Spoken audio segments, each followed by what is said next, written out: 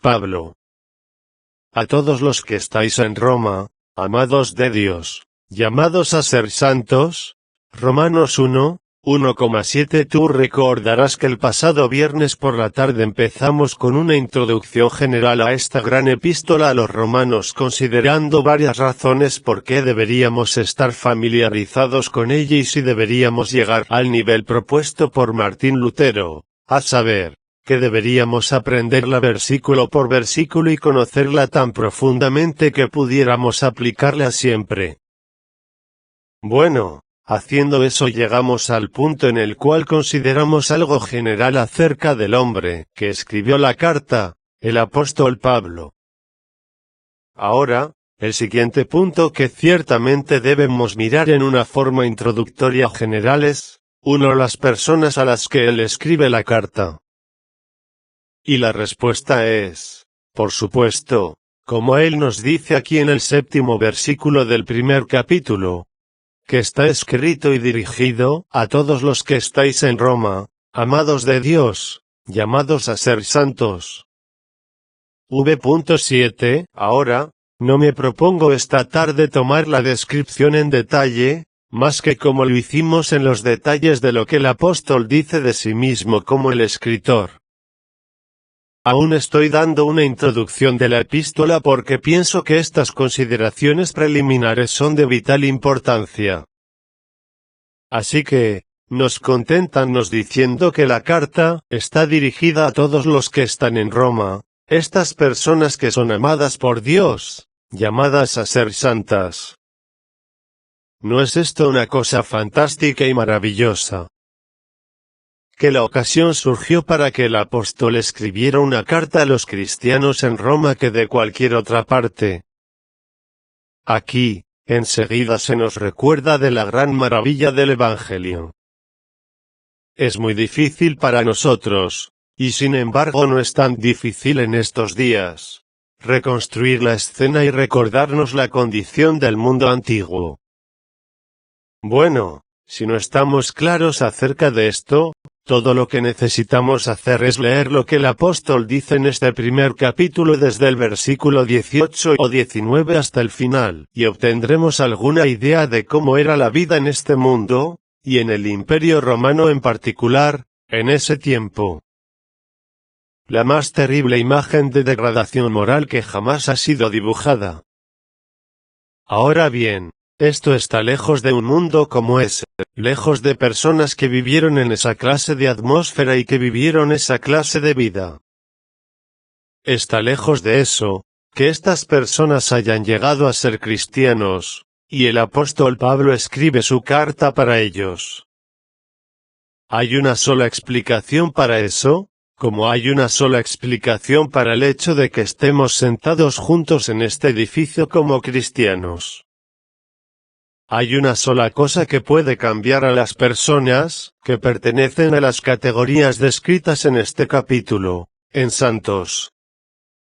Y eso es de lo que Pablo habla en el versículo 16, porque no me avergüenzo del Evangelio, dice, porque es poder de Dios para salvación. Nada más podría haber producido cristianos en el Imperio Romano y en Roma, pero el Evangelio puede y el Evangelio lo ha hecho. Y el resultado fue que el apóstol se describe a sí mismo escribiendo una carta a estas personas. ¿Cómo se han convertido en cristianos? ¿Cómo estos cristianos en Roma han llegado a serlo? ¿Cómo hubo jamás una iglesia en Roma? Bueno, es muy importante hacernos esa pregunta. La respuesta es en primer lugar negativa. La iglesia no fue fundada en Roma por el apóstol Pablo. Como explica en la epístola, nunca había estado allí. Él esperaba estar allí, pero fue estorbado, tanto que él nos dice en esta introducción, testigo me es Dios, dice, de que sin cesar hago mención de vosotros en mis oraciones, rogando que de alguna manera tenga al fin, por la voluntad de Dios, un próspero viaje para ir a vosotros. Porque deseo veros. Ro 1, 9-11, pero dice que ha sido estorbando, Así que, la iglesia no fue fundada por el apóstol. Y de acuerdo a todos los cálculos, el apóstol, creo, nunca había visto a los que escribió esta carta, alrededor del año 58 después de Cristo. Si lees en el libro de los Hechos de los Apóstoles, encontrarás que probablemente fue escrita hacia el final del tercer viaje misionero de Pablo. Lee especialmente los primeros versículos del capítulo 20 del libro de Hechos de los Apóstoles, entonces lee el capítulo 16 de esta epístola, y observa algunos de los nombres que menciona. Él entrega los saludos de un hombre llamado Gayo quien vivió en Corinto, y otros. Eso más o menos fija la carta alrededor del año 58 después de Cristo, hacia el final de su tercer viaje misionero. Pero lo importante es que la iglesia en Roma no fue fundada por el apóstol Pablo. Tampoco fue fundada por el apóstol Pedro. Y ahora ves por qué estoy planteando esta cuestión. Bien, dice alguien. ¿Cómo, tan fácilmente, solucionarás este gran problema, que tiene inquietas a muchas mentes? Bien, la respuesta es esta. Es posible que, si esta iglesia hubiera sido fundada y establecida por el apóstol Pedro, ninguna referencia en absoluto se haría en relación a esto en la carta. No solo eso, tenemos declaraciones específicas del apóstol Pablo en el capítulo 15 de esta epístola, de que nunca fue su práctica hacer algo en la obra de otras personas. Él dice que no fue llamado a construir sobre el fundamento de otra persona. Él habría de ser un pionero. Por lo tanto, es seriamente discutible que, si el apóstol Pedro hubiera establecido y fundado esta iglesia, el apóstol Pablo les enviara esta carta. Esto era contra su práctica, nos dice. Así que, vemos la ausencia del nombre de Pedro, ni siquiera una remota referencia a él en toda la carta, y esta contradicción de lo que el apóstol nos dice fue su costumbre y su hábito. Además, y esto ha sido garantizado incluso por la Iglesia romana, no hay actualmente ninguna evidencia histórica fuera del Nuevo Testamento de que Pedro estuvo alguna vez allí en ese tiempo. Así que ahí, digo, está la evidencia y es muy importante. Pero podemos ir más allá y decir que no hay ninguna evidencia de que esta iglesia fue fundada por algún otro apóstol. No hay ninguna referencia a ninguna otra persona. Y de nuevo, esto sería una violación de las propias prácticas manifestadas por los apóstoles. Muy bien. ¿Cómo esta iglesia ha llegado a existir? Bueno, hay muy pocas dudas, me parece, que esto debe ser como sigue. Hemos estado hablando en el segundo capítulo de los Hechos, en la lista que es dada de los varios judíos y prosélitos quienes han llegado a la fiesta de Pentecostés en Jerusalén, en esa gran ocasión, que algunos de ellos llegaron desde Roma. Así pues, seguramente no necesitamos mucha imaginación para ver que algunos de ellos fueron probablemente convertidos escuchando al apóstol Pedro. Ellos estaban entre los 3000, y volvieron a Roma y esparcieron las buenas noticias. Y hablaron el mensaje y lo demostraron en sus vidas. Eso fue probablemente parte de esto, pero hubo otra cosa. Roma, por supuesto, fue el centro del gobierno imperial, la metrópolis del Imperio Romano. El tipo de Londres de todo el vasto esquema del gobierno y personas, estaban yendo y viniendo de diferentes partes de este grandemente esparcido imperio. Soldados y otros, personas comunes. Leemos acerca de Aquila y Priscila, ellos habían llegado allí, no habían nacido allí. Había personas viajando de acá para allá, y los cristianos llegaron ahí. Entonces, Indudablemente por estas dos razones estas personas habían llegado a ser cristianos. Algunos de ellos eran judíos y otros eran gentiles. Bien, entonces el siguiente punto que señalaría es que la naturaleza de la Iglesia es bastante interesante.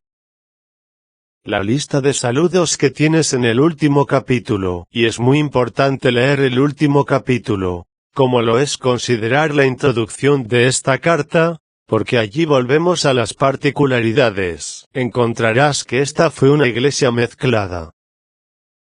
Había algunos judíos entre ellos. Judíos convertidos, cristianos judíos. Algunos de ellos eran parientes del apóstol mismo, él hace referencia a ellos. Pero probablemente la mayoría eran gentiles. La mayoría eran gentiles, pero algunos eran judíos.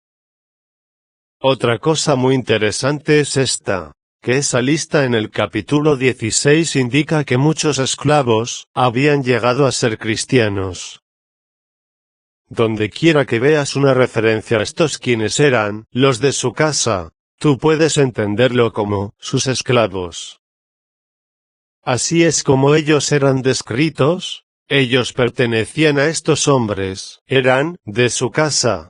Por lo tanto, ellos eran esclavos. Bien, un gran número de ellos eran esclavos. La única otra observación que haría, como está en general, acerca de la Iglesia, es esta: tú has notado que el apóstol dice que está escribiendo a todos los que están en Roma, amados de Dios. Estamos dispuestos a hacer una observación como esta, que él no está escribiendo a la Iglesia de Roma sino a la Iglesia en Roma. Y si vas a través de los saludos en todas estas epístolas del Nuevo Testamento, encontrarás que es interesante mantener la vista a solo ese punto. La forma característica de Pablo de decirlo es esta. Él está escribiendo a la Iglesia de Dios que está en Corinto, o en Éfeso o en cualquier parte. Él no dice a la Iglesia de Corinto, o la Iglesia de Éfeso, o la Iglesia de Roma. Esa no es la concepción del Nuevo Testamento de la Iglesia en absoluto. Y esto me parece, como le ha parecido a muchos antepasados, que no es conforme a las Escrituras hablar de la Iglesia, de cualquier parte bajo el sol, porque siempre debemos conservar esta distinción. La Iglesia es una reunión de cristianos, en Londres, en Roma, en Corinto, en Éfeso, en cualquier lugar. Ellos no son de ese lugar en ese sentido. Ellos están allí pero son ciudadanos del cielo. Por supuesto, ellos aún son ciudadanos de Roma, Corintio, etc. Pero él está enfatizando esta distinción. No puedes explicarlo en términos de Roma o Corinto, a todos los que están en Roma. En lo que se refiere al cuerpo, están en Roma, pero lo importante acerca de ustedes es que han sido llamados a ser santos. La otra cosa es, que generalmente encuentras que el Nuevo Testamento habla mucho más acerca de iglesias, que de iglesia. Iglesias, las iglesias en Galacia, y así. Y obviamente en ese sentido podría haber varias iglesias en Roma porque tú recuerdas, dando sus saludos para Aquila y Priscila, él dice que también quiere enviar sus saludos a la iglesia, que está en su casa.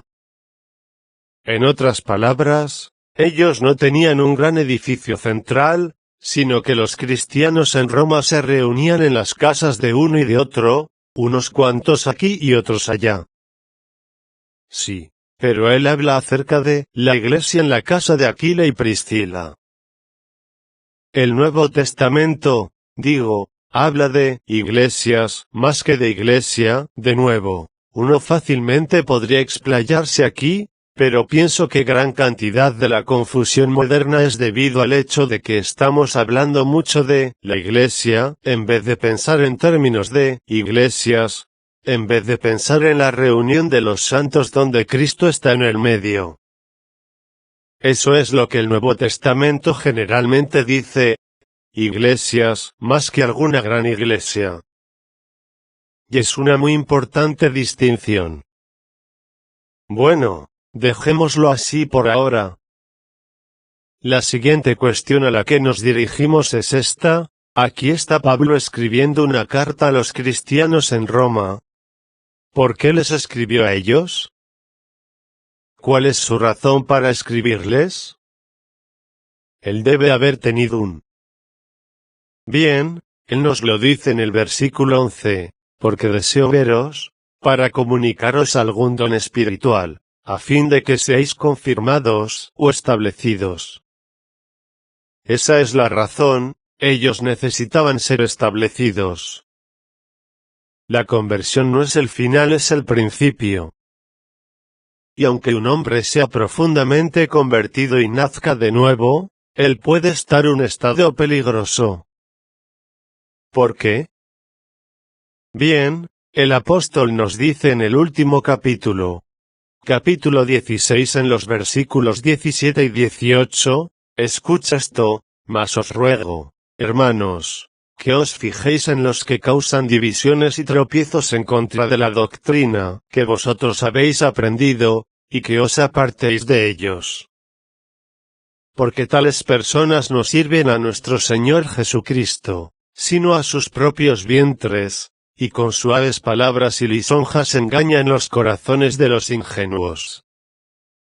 Ro 16, 17, 18, cuando leo eso, casi siento que el apóstol estaba escribiendo a cristianos modernos. Estoy escribiéndoles a ustedes, dice, para establecerlos. Hay gente que va a usar hermosas palabras y engañosos argumentos. Ellos son tan lisonjeros, ellos parecen muy agradables y el simple e ignorante creyente es propenso a escucharlos, y ser levado por cualquier viento de doctrina. Estar convertido no es suficiente, necesitamos ser establecidos, ser edificados. Y ciertamente esto nunca fue más necesario que para hoy en día, y es por eso que nos corresponde estudiar la epístola a los romanos. Este es un problema persistente. Había falsos maestros, los judaizantes y otros, y ellos estaban extraviando a la gente, y muchos cristianos estaban perdiendo su gozo. Observa a los Gálatas, por ejemplo. Ellos parecían haber perdido casi todo por escuchar a estos otros maestros. Y la misma cosa está pasando en el día de hoy. No hay una enseñanza más falsa hoy, como la que sugiere que no importa lo que enseñes. Aquí estaba especialmente la doctrina incorrecta, pero hoy la tendencia es a decir que la doctrina no importa en lo absoluto, y que mientras un hombre tenga algún tipo de experiencia, esta no importa. Ellos dicen, desde luego podemos ser ecuménicos en el evangelismo de cualquier forma. En otras palabras, ofrecemos Cristo a la gente. Pero pregunto, ¿quién es ese Cristo? ¿Cómo es Él? Ah, pero, ellos dicen, ahora estás causando divisiones. No debes hacer esas preguntas. Lo que hacemos es convertir a la gente primero, y entonces podemos considerar enseñarles. No. Debemos estar seguros de que ellos están bien establecidos, que están en el fundamento correcto, porque nadie puede poner otro fundamento que el que está puesto, 3:11. Hay una falsa enseñanza allá afuera, y por lo tanto nos corresponde estudiar esta epístola para que podamos ser establecidos. Tú sabes, muchos de estos cristianos romanos, y otros, eventualmente murieron por lo que creían y por su fe, ellos fueron arrojados a los leones en la arena, sus casas fueron quemadas, ellos fueron objeto de las más crueles injusticias, y sin embargo, estuvieron de pie como hombres. ¿Por qué? Ellos sabían, no solo en quién creían sino también qué creían. Ellos estuvieron tan bien cimentados en la fe, que se mantuvieron como rocas. He estado hablando de los reformadores protestantes y los mártires, Latimer y Ridley, y el resto. ¿Qué fue lo que llevó a esos hombres a la hoguera? Solo hay una respuesta: ellos sabían lo que habían creído. Tú sabes, algunos de esos hombres murieron por la doctrina de la justificación solo por fe. A la Iglesia Católica Romana no le gustaba eso y ellos dijeron: si tú vas a andar diciendo que un hombre es justificado solo por la fe, te quemaremos en la hoguera. Así que ellos fueron a la hoguera y ardieron felizmente. Pero me pregunto si muchos cristianos modernos están preparados para hacer eso, y estoy hablando, lamentablemente, no solo de los liberales y los modernistas, sino de los evangélicos con esta terrible tendencia, que está filtrándose entre nosotros, de decir que no importan estas cosas. Los mártires son hombres que saben lo que creen. Ellos comprendieron, que esta doctrina de la justificación solo por fe es tan vital y de tanta importancia, que no se rendirían a ningún precio, incluso al precio de sus propias vidas. De la misma forma, en este tema de la Cena del Señor, Ridley y Cranmer en particular, estuvieron firmes en eso. Ellos dijeron: no recibes gracia cuando comes ese pan, que está bajo el proceso de la transubstanciación. Es una mentira, dijeron, no transmite gracia en ese sentido mecánico. Ellos fueron a la hoguera por eso. ¿Ves cuán importante es conocer la doctrina? Y que contrario a las Escrituras es decir que no importa mucho lo que creas mientras te llames a ti mismo un cristiano en general, y que no debes sostener estas cosas, y decir que son absolutos. Mientras un hombre piense que es cristiano, bien, vamos a trabajar con él y que Dios le bendiga. Esa no es la enseñanza de la epístola a los romanos. Hombres, creyendo en esta epístola han muerto por ella. Oh, quiera Dios traer esta verdad a nosotros, para que estemos preparados también para defenderla. No pienso que haya mucho peligro de ir a la hoguera, estamos viviendo en una era que dice que no importa lo que creas. Y sin embargo, no necesitamos mucha imaginación para ver que bien podríamos ser objeto de persecución. No estoy seguro si esto ya ha comenzado en ciertos círculos, y probablemente se incremente, por lo tanto, conozcamos la verdad. Lo que me lleva a mi siguiente encabezado. ¿Cuál es la enseñanza de la epístola? Ahora, les daré, esta tarde, un análisis de ella y estoy haciendo esto muy deliberadamente porque creo que es esencial verla por completo antes que podamos entender las partes detalladas. Ahora, déjame ilustrar a lo que me refiero, diciendo que hay muchas personas con problemas con esta epístola. Ellos dicen: siempre la he encontrado difícil, no puedo entenderla. Y tú dices: bien, ¿dónde tienes problemas en particular? Bueno, dicen, en los capítulos 5, 6, 7 y 8. Ese es el problema, especialmente 6, 7 y 8. Ahora, quiero intentar sugerirles que ellos están en problemas con esos capítulos, porque los han visto una manera fragmentada, en lugar de tener una visión del conjunto. Sé, por supuesto, que hay personas en problemas con el capítulo 9, y eso no es sorprendente. Pero no estoy interesado particularmente en ellos. Estoy, más bien, interesado en aquellos que, me parece, van incorrectamente en su clasificación. Muy bien, entonces veamos esto en su conjunto. Intentemos obtener una vista panorámica de este gran argumento. Muchas clasificaciones han sido sugeridas y ciertamente hay una obvia división preliminar. Los primeros 11 capítulos son obviamente doctrinales. Su tema es la doctrina, particularmente doctrina, del 1 al 11. Entonces, el resto desde el capítulo 12 al 16 es práctico, la aplicación de la doctrina, que ya ha sido establecida. Esa es una subdivisión fundamental, pero ahora, es cuando venimos a la subdivisión de la sección 1, donde pienso que necesitamos ser cuidadosos y exactos en nuestras subdivisiones. Ahora, probablemente muchos de ustedes están familiarizados con alguna clase de clasificación como esta. La gente dice, capítulos del 1 al 4, justificación. Capítulos del 5 al 8, santificación.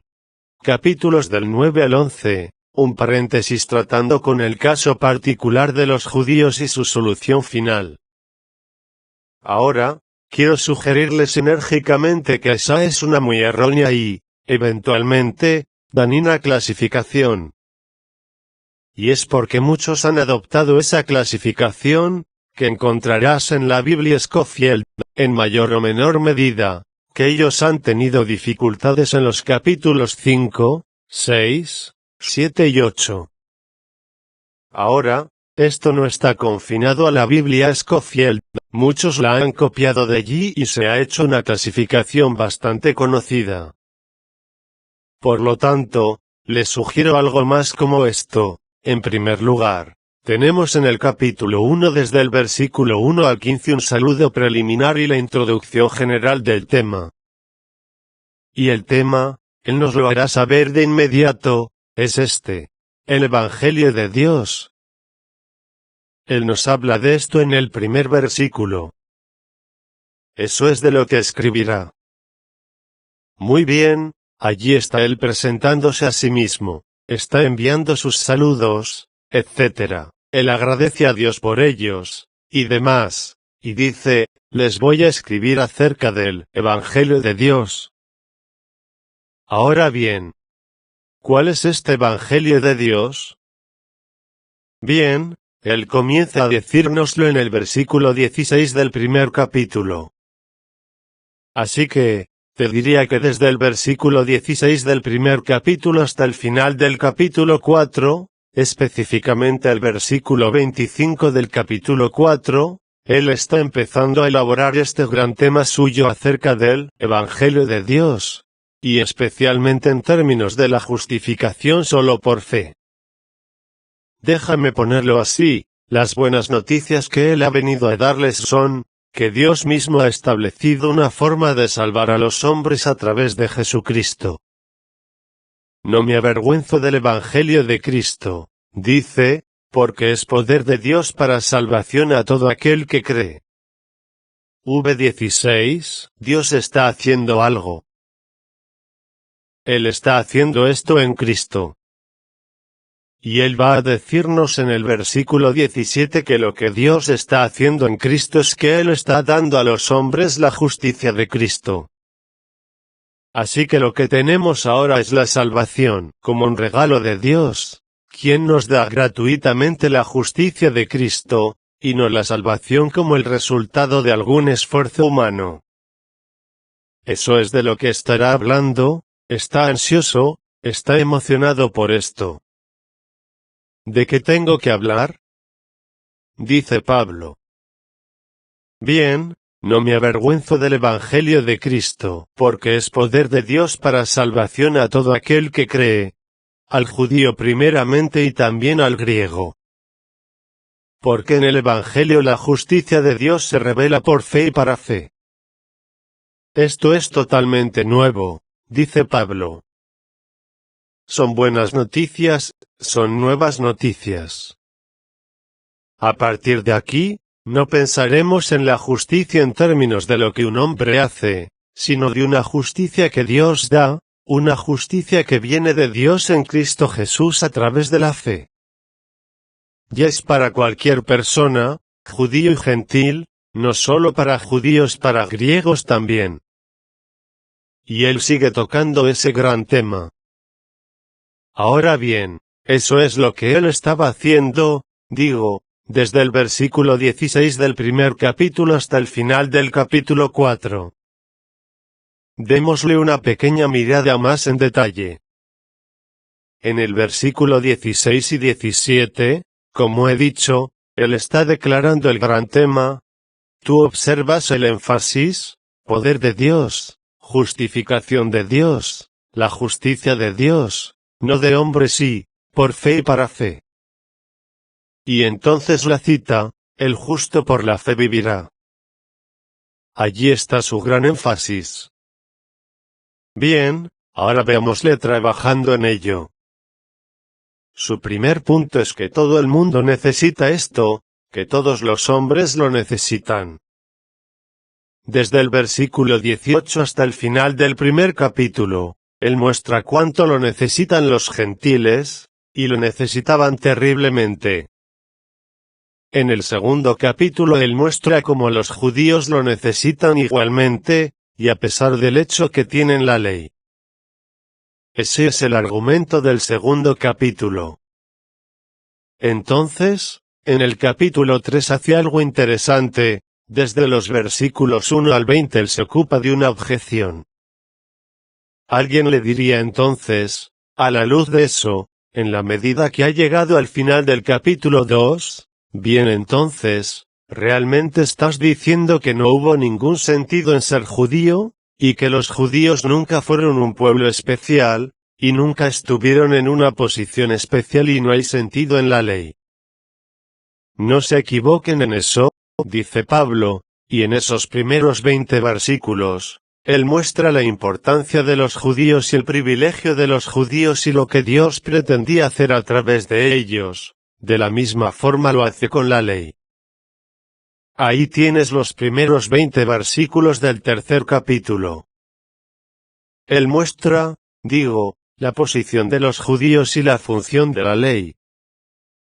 Entonces desde el versículo 21 al 31, el final del capítulo 3, él hace su grande y poderosa, y magnífica declaración de esta doctrina de la justificación solo por fe. Él muestra cómo Dios ha hecho esto en la forma en que lo hizo debido a su propio carácter, para que pueda ser justo y el que justifica al que cree en Jesús. No solo es que no hay otra manera de salvar a los hombres, Dios lo hizo de esta manera, porque es la única manera, que es consonante y consistente con su propia santidad y absoluta rectitud y justicia. Esos versículos, ciertamente constituyen una de las más grandes y nobles declaraciones en toda la Escritura. Es el pasaje clásico acerca de la justificación solo por fe, y también de la doctrina de la expiación. Muy bien. Ese es el capítulo 3. Pues bien, pasas al capítulo 4. ¿Qué está haciendo allí? Bien, él hace aquí de nuevo otra cosa tremenda. Él prueba en el capítulo 4 que esa ha sido siempre la forma de Dios de tratar con el hombre, que Dios siempre ha tratado con el hombre y lo ha bendecido en términos de la fe. Y él prueba esto, por supuesto, con el notable caso de Abraham, y también trae una cita a uno de los salmos de David, quien dice la misma cosa. No te asustes, dice el apóstol en efecto, de esta enseñanza de la justificación por fe, y por fe solamente. Ve a leer tu Antiguo Testamento, dice, y encontrarás que Dios siempre ha tratado con el hombre en el principio de la fe. Toma a nuestro padre Abraham. Y él elabora el completo argumento, que fue todo de gracia y todo por fe. No puedes entender la historia de los hijos de Israel desde el principio hasta el final, sin comprender el principio de la fe. Ese es el capítulo 4, y por lo tanto, ves un tremendamente importante capítulo, porque él prueba que no hay un nuevo principio, por así decirlo, involucrado en este camino de salvación en Cristo. Dios está haciendo lo mismo en general, pero ahora a través de su Hijo, en lugar de a través de personas individuales. Muy bien, eso nos trae al final del capítulo 4. Pero ahora, por supuesto, llegamos a la dificultad real, en los capítulos 5 al 8, y aquí me parece que muchos se pierden porque son tentados a ponerlo de esta forma. Tú encontrarás esto en los lugares a los que he hecho referencia. Ellos dicen, ¿qué tenemos aquí? Bien, en primer lugar, Pablo elabora las 7 consecuencias de la justificación, y entonces en el versículo 11 del capítulo 5 él se ocupa de la doctrina de la santificación, y continúa hasta el final del capítulo 8. Ahora, aquí quiero sugerirte que eso es un muy serio malentendido de esta epístola, si la entiendo en lo absoluto. Te sugiero que lo que el apóstol está haciendo aquí, empezando en el primer versículo del capítulo 5 y continuando hasta el final del capítulo 8, es más bien esto: él está mostrando y demostrando y afirmando la absoluta certeza, plenitud y firmeza de esta gran salvación. Él está dándonos una imagen de la total y absoluta seguridad del cristiano. Ese es el tema, no un tema secundario como la santificación, es mucho más grande. Él está interesado ahora en mostrar que este camino de salvación en Cristo por fe, es uno que se ocupa por completo del futuro del cristiano desde el principio hasta el final. Y de hecho, va más allá. Es la forma en que Dios está llevando todos sus propósitos a cabo en relación a todo el mundo. La doctrina aquí es seguridad, la firmeza, la plenitud, la absoluta certeza del cristiano. Ahora, déjame mostrarte cómo él hace esto. Me parece que realmente hace esto en el segundo versículo del 5º capítulo. Tú ves, en primer lugar, como es su costumbre, él resume lo que ha estado diciendo: justificados, pues, por la fe, tenemos paz para con Dios por medio de nuestro Señor Jesucristo, por quien también tenemos entrar por la fe a esta gracia en la cual estamos firmes, y nos gloriamos en la esperanza de la gloria de Dios. Ro 5, 1-2, esa es la glorificación. Ese es el fin. Eso es lo definitivo.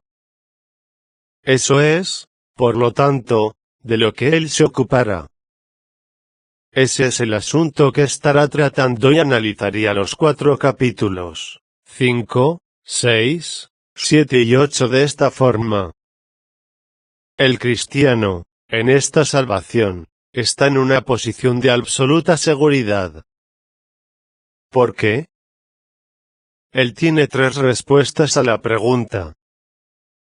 En primer lugar, él está seguro porque es obra de Dios, no es su obra, es obra de Dios. Él continúa enfatizando esto. Es Dios quien tuvo misericordia de nosotros y, cuando aún éramos débiles, y así, mas Dios muestra su amor para con nosotros. Pues mucho más, estando ya justificados en su sangre, por él seremos salvos de la ira. Porque si siendo enemigos, fuimos reconciliados con Dios por la muerte de su Hijo, mucho más, estando reconciliados, seremos salvos por su vida. Etc. Es la acción de Dios y porque es la acción de Dios no puede ser frustrada. Pero en segundo lugar, estamos absolutamente seguros por la forma en la que Dios hace esto y es porque Él nos incorpora a Cristo, y nos une a Cristo. El segundo motivo de mi seguridad es mi unión con Cristo. Y el tercer motivo de seguridad, dice, es porque como resultado de mi unión con Cristo el Espíritu Santo está en mí, y está obrando en mí poderosamente. Ese es mi análisis en general de la enseñanza de los 4 capítulos. Déjame ponértelo en particular. En los primeros 10 versículos del capítulo 5, el apóstol expresa esto en general. Él está introduciendo sus 3 temas.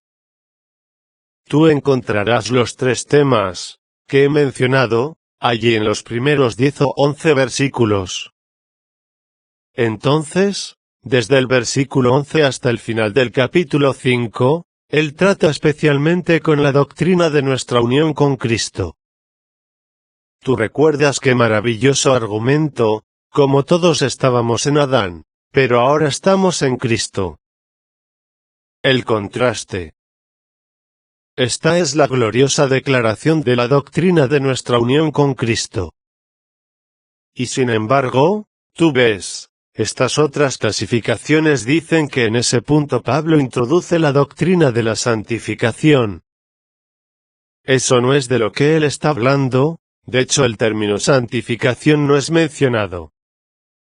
No, él está preocupado de nuestra unión con Cristo.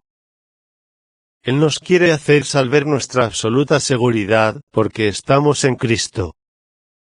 Muy bien, sigamos. Capítulos 6 y 7. ¿Qué hay de ellos? Bien. Lo que él hace en el capítulo 6 y 7 es lidiar con argumentos y objeciones y dificultades con respecto a esta enseñanza. Tú recordarás, él introduce esto diciendo, ¿qué, pues, diremos? ¿Perseveraremos en el pecado para que la gracia abunde? Él imaginó a alguien habiendo llegado al final del capítulo 5, diciendo, Pablo, ¿de repente te has convertido en un antinomiano? ¿No te has extraviado de ti mismo y permitiste que tu elocuencia te encaprichara? ¿No estás enseñando una doctrina que dice, muy bien, no importa lo que un hombre haga, cuanto más pecamos más la gracia abundará? Hace, por tanto, lo que tú quieras, tú serás salvo.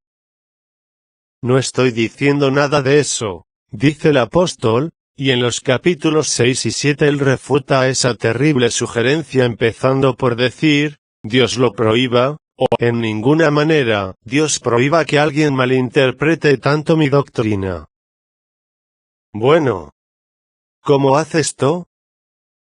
Bien, él lo hace de esta forma. En el capítulo 6 él trata con esto en una manera muy práctica, en relación a nuestra vida diaria y nuestra caída en pecado. Es como si imaginara a alguien diciendo, mira Pablo, tú has sobrepintado el cuadro.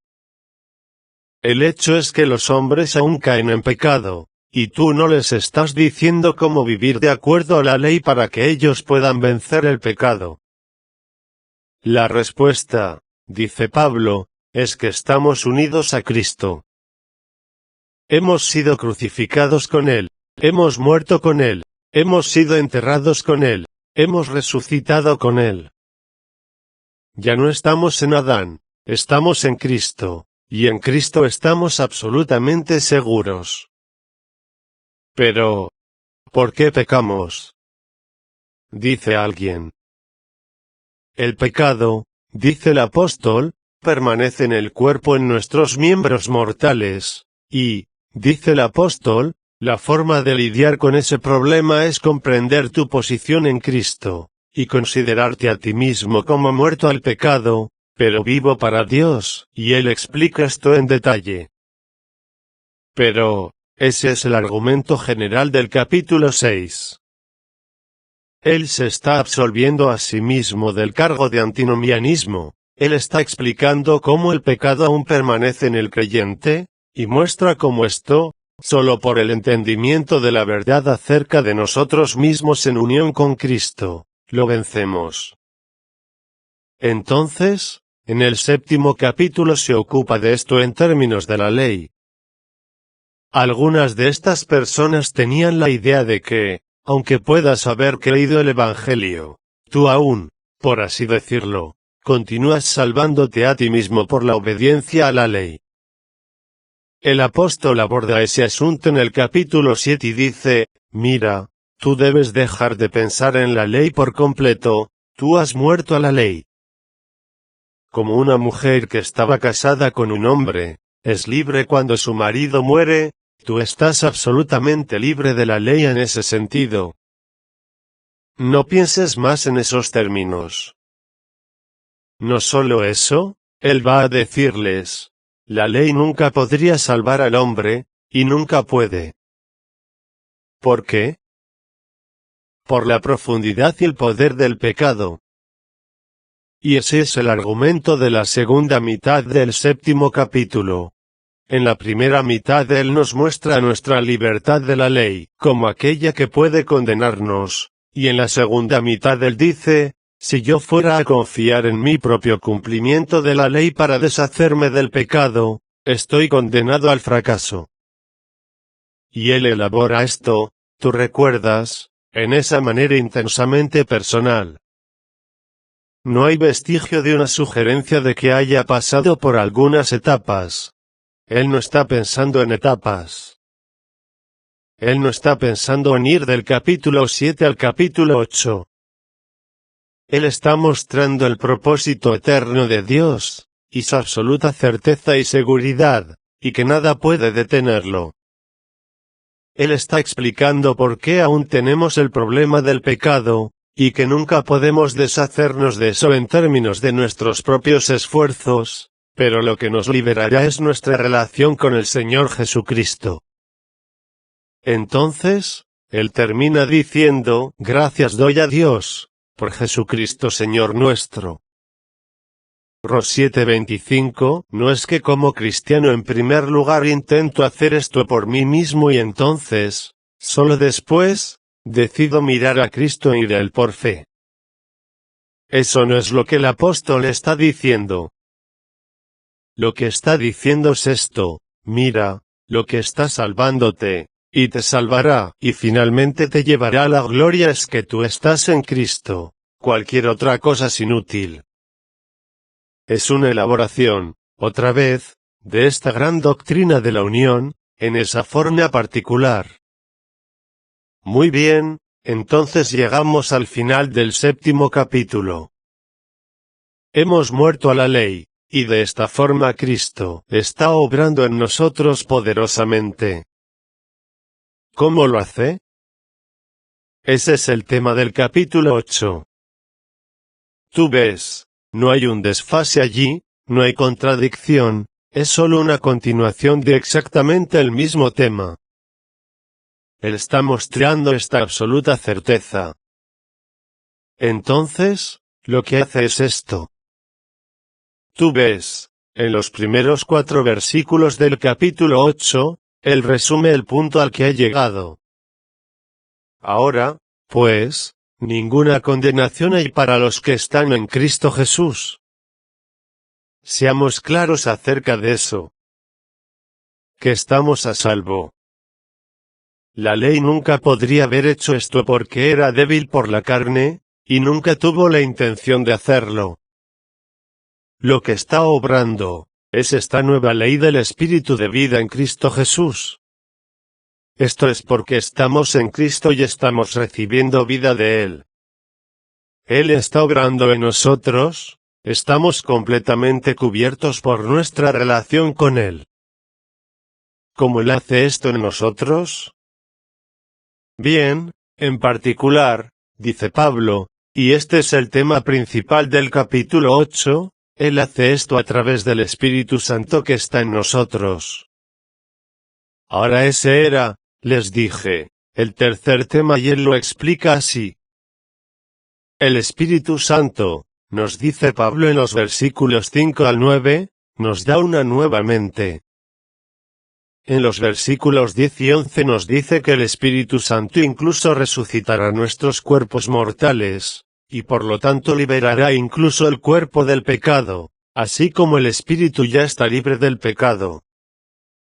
En los versículos 12 y 13 con acento agudo 1 nos dice que mientras aún estamos aquí, el Espíritu Santo nos capacitará para mortificar las obras de la carne, y que tenemos que hacerlo. el pecado no se enseñoreará de nosotros. Mortificamos las obras de la carne, tú recuerdas, por el Espíritu Santo y a través del Espíritu. En los versículos 14 al 17, Él nos dice que el Espíritu lo hace dándonos seguridad y dándonos el Espíritu de adopción.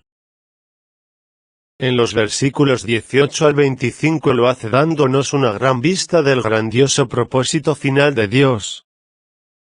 En los versículos 26 y 27 Él nos muestra cómo el Espíritu Santo nos ayuda a orar. Tú ves la idea, esto está completo en Cristo, pero aún estamos en la tierra. ¿Dónde está mi seguridad? Ahí está mi seguridad. ¿Estoy en Cristo? Sí, pero el pecado aún está en mi cuerpo. ¿Qué puedo hacer con esto?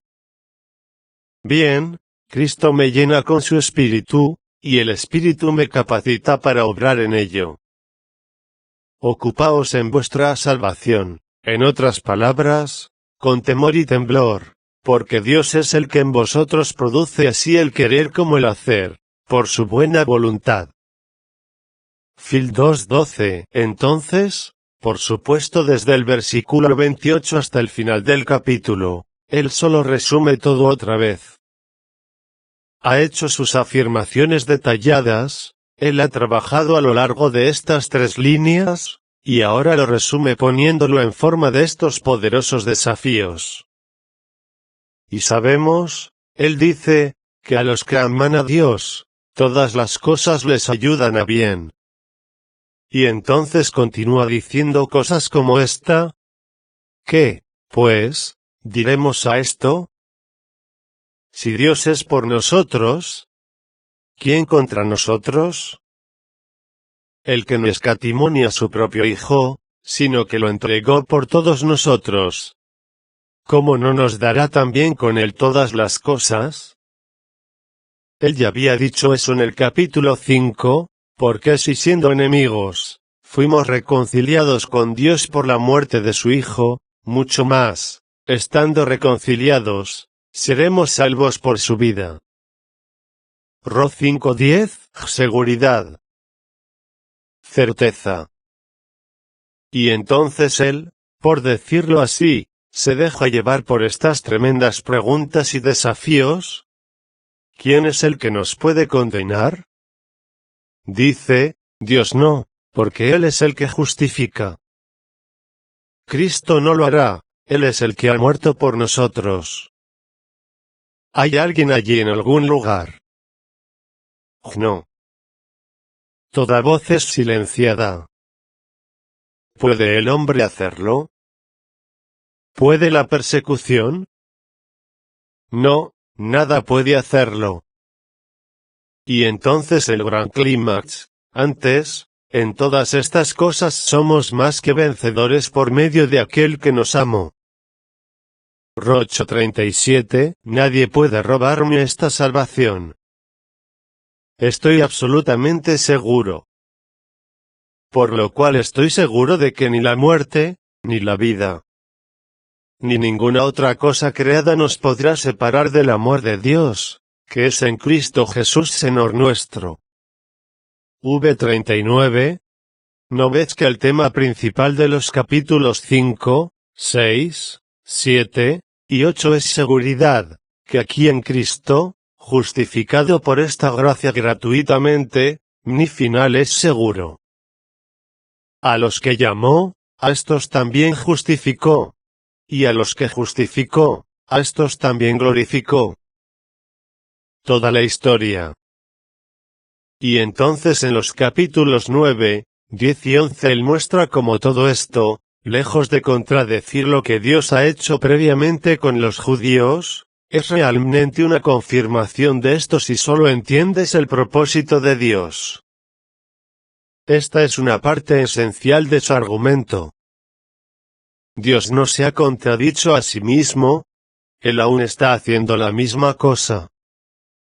Él escogió personas en el pasado, Él escogió a los judíos para empezar, y luego al resto, las otras naciones, y Él aún sigue haciendo esto.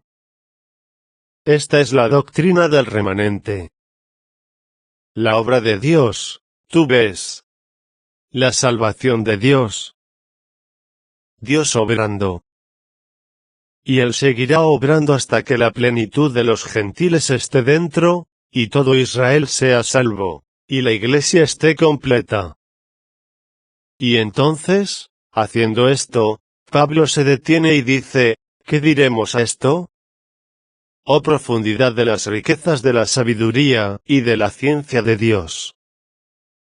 Cuán insondables son sus juicios, e inescrutables, dice, sus caminos.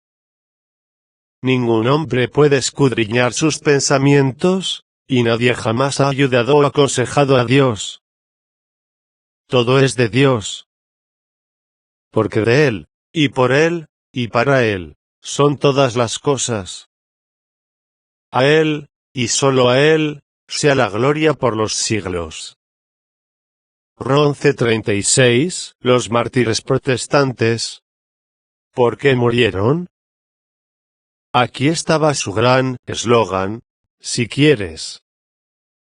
Esto fue lo que pusieron en sus banderas. Soli Deo Gloria. Solo Dios debe ser glorificado, y si tu visión de la salvación, en cualquier aspecto, no le da toda la gloria a Dios, no la has entendido de manera apropiada. Soli Deo Gloria. Para Él, por Él, y de Él son todas las cosas, a Él sea la gloria por los siglos. Amén. Oh, Señor nuestro Dios, nos humillamos delante de ti.